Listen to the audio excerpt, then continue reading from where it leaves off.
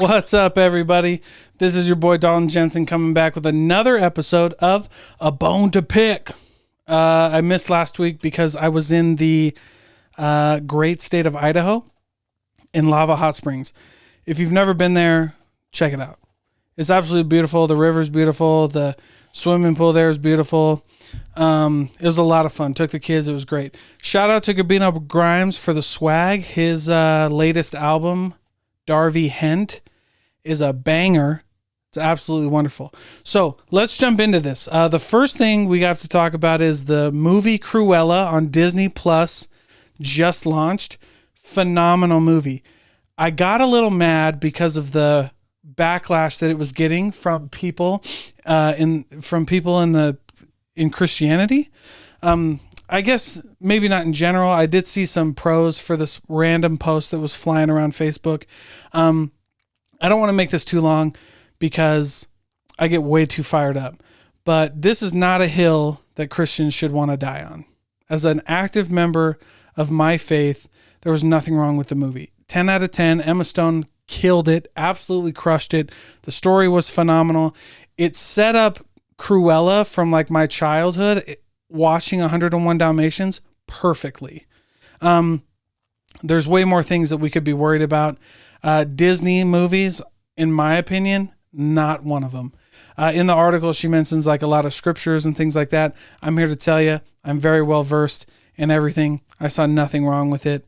And maybe that's what makes it so different, but 10 out of 10. Cruella on Disney Plus. Go watch it. Go rent it. Take your kids because it was absolutely phenomenal. The next thing, tonight, UFC 263. The only reason I'm bringing this up is because Brandon Moreno is fighting. Brandon Moreno is one of the greatest stories you could tell and you can watch on just like grit. Just grit. That dude has heart. He makes it to the UFC, which is extremely hard, loses his first two fights, gets cut from the UFC, goes to LFA, wins the flyweight belt, gets back into the UFC, wins, fights Figueiredo. I don't know if I'm saying his name right, but no disrespect. I just don't know how to say it. Fights Figueiredo the first time. Tie goes to the champion, but he draws with the champion. That's unbelievable. This guy has willpower and heart, and we can all learn a lesson, especially if you're in business or if you're in sports or if you're in life. Like life sometimes kicks you in the teeth and you have to get up and you have to make it work. And if you have the passion behind it, if you have the love for it, like you're gonna make it work. You're gonna find a way to make it work. And that's the story of Brandon Moreno. And that's why I am so excited to watch that fight tomorrow. Tonight. We'll actually be at a bar named Sue. So if you're watching this, if you made it this far, come check it out with us. I'm there with my homie Dre Rocca. He's the DJ down there. So it's going to be absolutely wonderful. Now, I've ran into this article that was written by the Wall Street Journal. And it's called, let me pull it up for you guys. It's called, So You Want to Start a Business? First, ask yourself these questions. And I think there's a few questions, but I wanted to get into this because that's what I told you guys I'd bring you. I'd bring you a lot of business, finance, and sales. I thought this list was great. They start off with some questions. I thought some of the questions were dumb, but I'll give you my take on them. So let's dive in. The first two questions, how does this end and what is a win for me? I believe that how does this end is a great question. Do you want to sell your business? Is there some moral end that you want? Or is it just a hobby and you're in it to make a couple bucks and once you're bored, you're out? You know, all of those are great reasons. None of those are bad reasons to start a business. A lot of people's exit plans are to sell. Some people never IPO. By the way, that's another end. Are you going to go public? That's a long, hard road. Going public is a long, hard road. Most people sell before they go public. But is there a moral end? Is there a problem you want to solve? Is there a sustainable solution you want to implement? So great questions. Or it can just be a hobby, or you can just see an opportunity to make a couple bucks, help some people out, and then go from there. Great question. This next question that they offer, what is a win for me? I think starts with how you define winning and how you define success. I am going to be the first one to say that results absolutely matter in business. But I believe that money and results come as you're passionate about growth, and your definition of success is about growth and about opportunity and about experience. Like, my definition of success is all about being like growing and learning and experiencing things. That's successful for me. All my businesses have been successful because I learned something from them, because I made new connections. I developed new skills. I learned how to think deeper and problem solve better. So that's great. So yeah, what's a win for me? How are you going to define success in your business? That's a great question to ask. Now, these next two questions that they go into this, what do I want my life to look like in 10 years? And the question, do I have 5 to 10 years of stamina for this idea?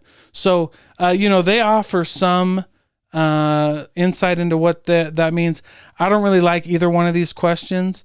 The questions I would encourage you to ask are just, are you willing to be consistent in what you're doing?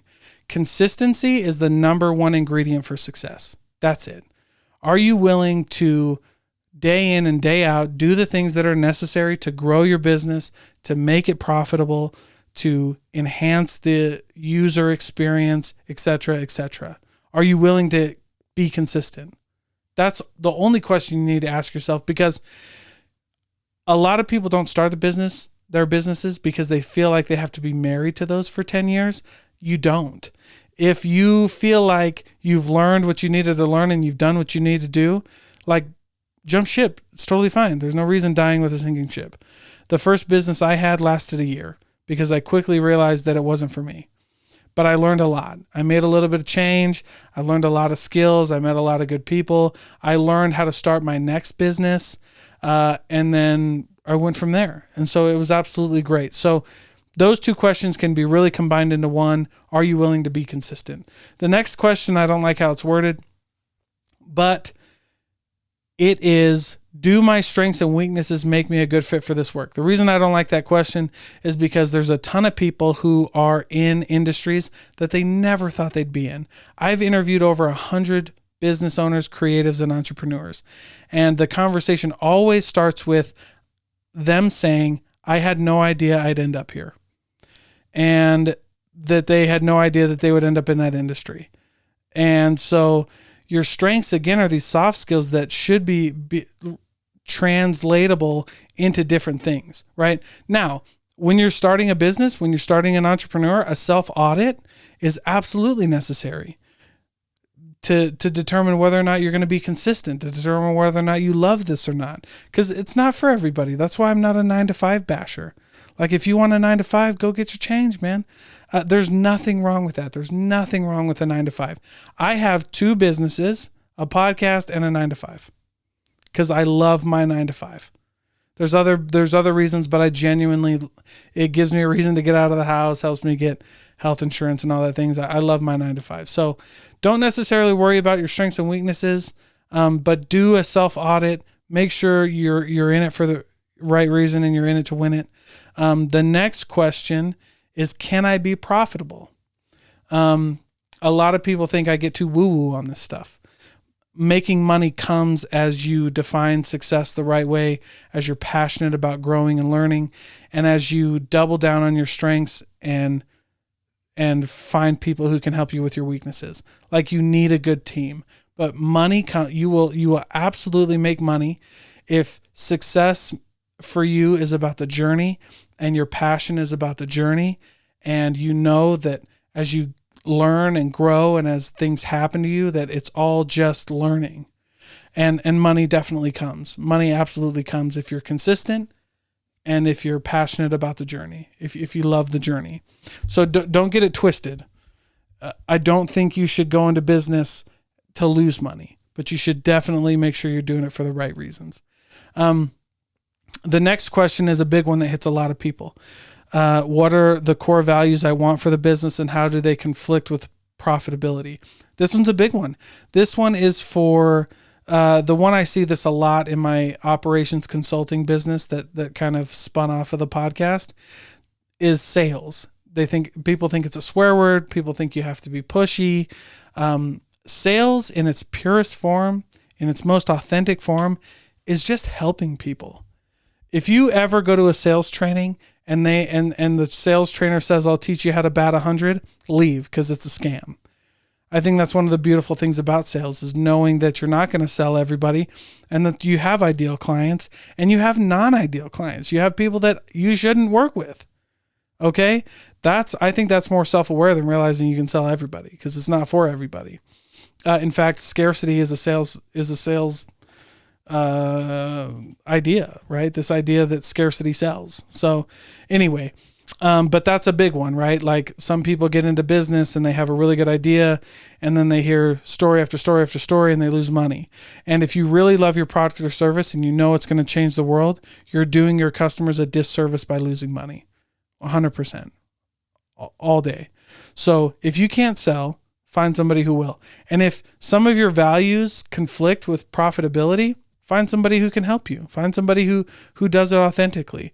I help people with their sales processes all the time, because I understand that sales in its purest form, in its most true form, is helping people solve a problem. And if my solution doesn't help solve your problem, then I'm out. Then we can be friends, and you don't have to buy from me. Right? So that's a big one. So if you can't reconcile it yourself, outsource it. Outsourcing is a great way to get into business. So, is there anyone else doing this? If it has been tried and flopped, would my experience be different? That is one of my favorite quotes for business. Where there is no difference, there can be no preference. Where there is no difference, there can be no preference. So what makes you different? Why is somebody going to choose you? Why is somebody going to buy from you?